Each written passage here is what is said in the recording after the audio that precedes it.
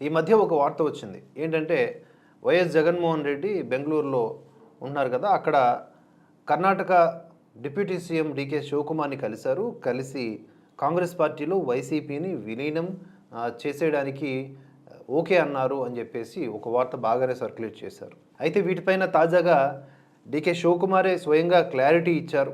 జగన్మోహన్ రెడ్డిని తాను కలవలేదు అని తన ట్విట్టర్ ఖాతా ద్వారా. ఆంధ్రప్రదేశ్ మాజీ సీఎం జగన్మోహన్ రెడ్డిని నేను కలిశానంటూ కొందరు దుర్మార్గులు ఫేక్ ఫోటోలు సృష్టించి ప్రచారం చేస్తున్నారు. జగన్మోహన్ రెడ్డిని నేను కలవలేదు, అసత్య ప్రచారాలను నమ్మొద్దు అని పేర్కొన్నారు.